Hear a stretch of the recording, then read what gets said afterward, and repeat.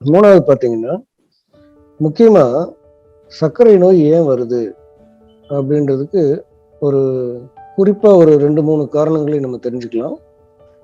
ஒண்ணு வந்து பார்த்தீங்கன்னா, இரவு 11 மணியிலிருந்து 3 மணி வரை நம்ம வந்து ஆழ்ந்த தூக்கத்துக்கு போகலை அப்படின்னா நிச்சயமா வந்து இந்த இன்சுலின் செக்ரியேஷன் பிரச்சனை வருது.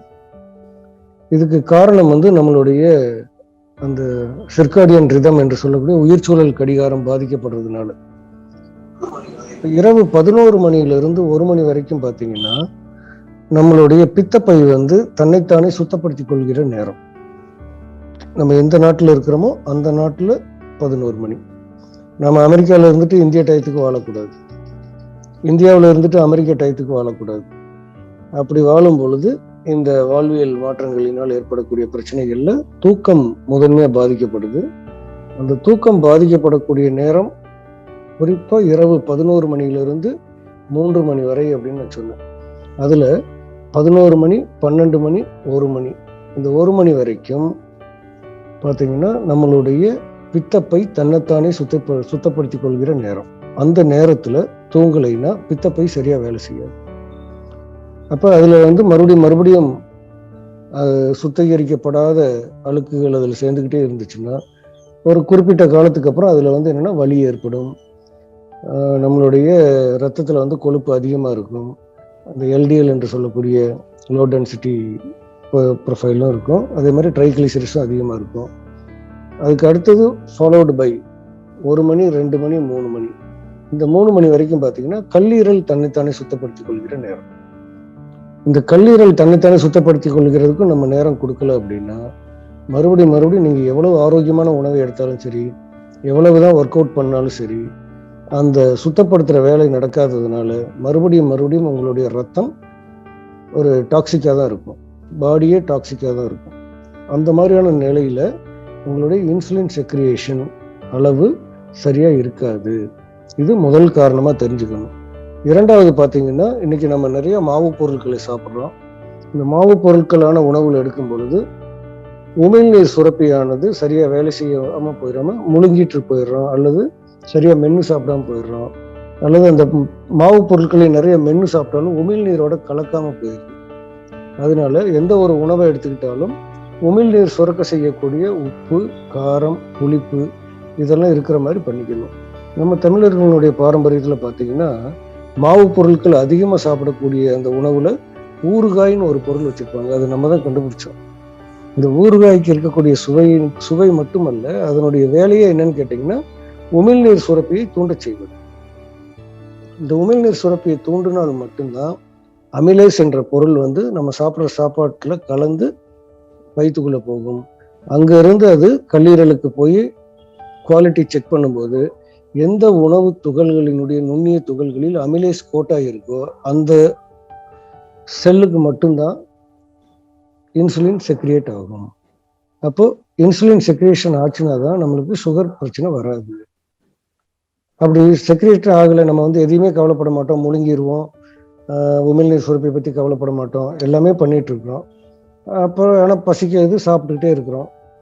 இதை சரி பண்ணிக்கிறதுக்கு என்ன பண்ணுறோம்? இன்சுலின் ஊசி போட்டுக்கிறோம். ஸோ இதுதான் சர்க்கரை நோய் அப்படின்றதுனால. அப்போ முக்கியமாக நீங்கள் என்ன தெரிஞ்சுக்கணும், இரவு 11 மணிலேருந்து 3 மணி வரைக்கும் கண்டிப்பாக தூங்கணும். அதுக்கேற்றவாறு நீங்கள் இப்போ நைட் ஷிஃப்ட்லாம் போறாங்கல்ல சார், தவிர்க்க முடியாத சூழ்நிலையில செஞ்சுதான் ஆகணும் அப்படின்னும் போது அவங்க என்ன சார் பண்ணலாம்? அவங்க சில முத்திரைகளை கையாண்டு கொள்ளலாம். எதுவுமே இப்போ வந்து இக்கட்டான சூழ்நிலை அப்படின்னு ஒன்று இருக்கு இல்லையா, நமக்கு வந்து இது முடியல, வாழ்க்கைக்காக நம்ம இதெல்லாம் செஞ்சுதான் ஆகணும் அப்படின்னும் போது இப்போ நம்ம என்ன பண்ணலாம் அப்படின்னா சில முத்திரைகளை எடுத்துக்கொள்ளலாம், சில மூலிகைகளையும் கையாளலாம். இப்போ மூலிகைகள் அப்படின்னு பார்த்தீங்கன்னா சர்க்கரை நோய்க்கு சிறப்பாக அவங்களுக்கு வைத்தியம் செய்யக்கூடிய மூலிகைகள் அப்படின்னா சீந்தில் அப்படின்னு சொல்லி ஒரு மூலிகை இருக்குது, அமிர்தவல்லின்னு பேரு. அந்த சீந்தில் இலைகளையும் அந்த கொடியையும் வந்து நம்ம கஷாயம் செஞ்சு குடிக்கலாம். ஒன்று. ரெண்டாவது வந்து பார்த்தீங்கன்னா புங்கை மரத்தினுடைய பூக்கள், இப்போ சீசன் அது, புங்கை மரத்தில் வந்து இப்போ பூக்கள் வந்து அவ்வளோ பூத்திருக்கும். இந்த பூக்களை நீங்கள் எடுத்து நல்லா கழுவிட்டு நிழலில் காய வச்சுக்கோங்க. அந்த பூவினுடைய டீ போட்டு குடிக்கலாம். உங்களுடைய சர்க்கரையினுடைய அளவு உடனடியாக கட்டுக்குள் வரும். அப்புறம் வந்து பார்த்தீங்கன்னா வில்வ இலையும்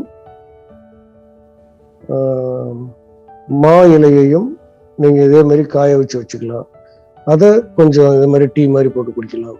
இப்படி நம்மக்கிட்ட வீட்டை சுற்றி நிறைய பொருட்கள் இருக்குது.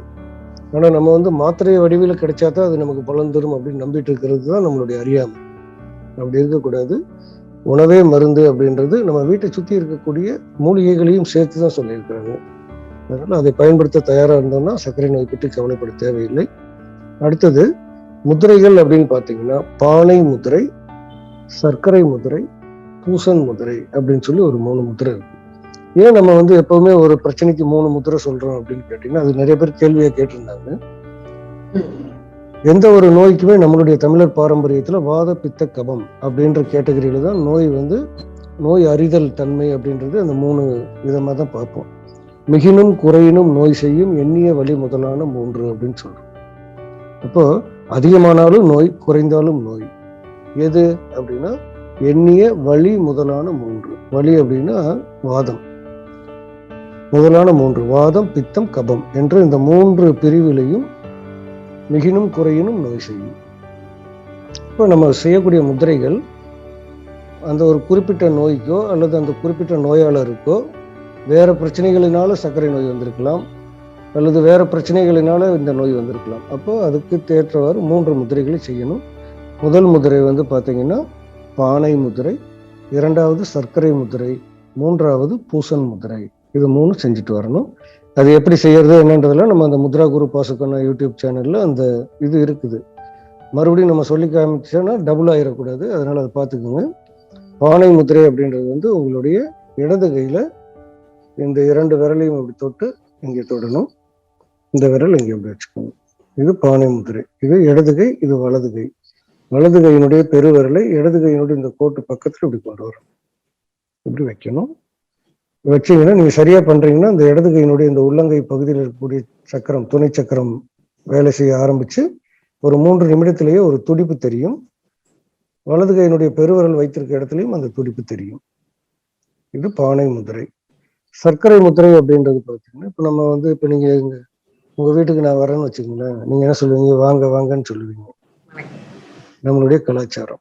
இப்போ உங்க வீட்டுக்கு சர்க்கரை நோய் வருதுன்னு வச்சுக்கோங்க, வாங்க வாங்கன்னு சொல்லுவீங்களா? வேண்டாம் வேண்டாம், போங்க போங்கன்னு சொல்லுவோம். இப்ப அந்த மாதிரி இது வாங்க வாங்கன்னு சொல்றது, இது போங்க போங்கன்னு சொல்றோம். இதுதான் சர்க்கரை முதிரை. இப்படி வச்சா வாங்க வாங்கன்னு சொல்றோம். இது தயவு செஞ்சு வராதிங்க அப்படின்னு சொல்றதுக்காக இந்த முதிரை. இந்த முதிரைக்கு பேரு சர்க்கரை முதிரை. எப்படி செய்யணும்னா நம்ம எப்படி ஃபிளெக்சிபிளா இந்த இப்படி நேரம் செய்யும்போது ஃபிளெக்சிபிளா இருக்கோ அதே மாதிரி இப்படி மாற்றி செய்யும்போது இருக்கணும். இந்த பின்பகுதியான புறங்கை வந்து 2ம் ஒன்றோடு ஒன்று ஒட்டி இருக்கணும். சுண்டு விரல் நுனியிலிருந்து எல்லா விரல் நுனிகளும் ஒன்றோடு ஒன்று ஒட்டி இருக்கணும். சுண்டு விரலானது நம்மளுடைய அநாதக சக்கரத்தினுடைய பக்கம். அநாதகம் அப்படின்னா நெஞ்சினுடைய மார்பு பகுதி நடுவில் இங்க இருக்கணும். இந்த முதிரைக்கு பேரு சர்க்கரை முதிரைன்னு பேரு. அடுத்தது பூசன் முதிரை. இது எப்படி செய்யணும்? உங்களுடைய இடது கையில இந்த முதிரை வச்சிருக்கணும். இந்த முதிரைக்கு பேரு அபான முதிரை. இது பிக்சடா அப்படியே வச்சுட்டு வலது கையில முதல் 10 நிமிடம் அல்லது 15 நிமிடம் 2 விரல்களை சேர்த்து வச்சு இதை நீட்டணும். இந்த முதிரைக்கு பேரு ஆணை முதிரைன்னு சொல்லுவோம். அடுத்து 15 நிமிடம் கழித்து இந்த முதிரை செய்யணும். இந்த முதிரைக்கு பிராண முதிரைன்னு பேர். இப்ப இந்த 3 முதிரையும் வரிசைப்படி செஞ்சுட்டு வரணும். ஒவ்வொரு முதிரையும் 20 நிமிஷம் அல்லது 30 நிமிஷம். 3 முதிரையும் டெய்லி செஞ்சுட்டு வந்தீங்கன்னா நிச்சயமாக உங்களுக்கு அந்த லிவர் டீடாக்ஸ் பண்றதோ அல்லது பித்தப்பை டீடாக்ஸ் பண்றதோ கொஞ்சம் கொஞ்சமா நடக்க ஆரம்பிச்சு உங்களுடைய சிர்காடியன் ரிதம் பாதிக்கப்பட்டிருந்தாலும் அதை மேனேஜ் பண்றதுக்கு இது போதும். நீங்க வேற முதிரைகள் எப்பவுமே 24 மணி நேரத்துல இரவு அந்த கல்லீரல் நேரம் தவிர 12 மணிலிருந்து 3 மணி வரைக்கும் தவிர மீதி நேரங்கள்ல எப்ப வேணா செய்யலாம். அப்போ இந்த முதிரைகள் செய்யும்போது நம்ம வந்து நடந்துகிட்டோ அல்லது வேற வேலை செஞ்சுட்டோ பண்ணக்கூடாது. உட்காந்துட்டு இல்ல படுத்துட்டு செய்யலாம். இதுதான் இதனுடைய கண்டிஷன். சாப்பிட்ட உடனே செய்யக்கூடாது. அவ்வளவுதான். சஹா டிவி எல்லோரும் வாழ்க வளமுடன்னு ரொம்ப வருஷமா பல சிறந்த பேச்சாளர்களை வச்சு இயங்கிட்டு வருது. எல்லோரும் வாழ்க வளமுடன், ஒன்லி அப்லிஃப்டிங். ஸோ சஹா டிவிக்கு சப்ஸ்கிரைப் பண்ணுங்க, மறக்காம அந்த பெல் பட்டனையும் கிளிக் பண்ணுங்க. வீடியோஸ் பிடிச்சிருந்தா உங்க ஃப்ரெண்ட்ஸ்க்கு ஷேர் பண்ணுங்க.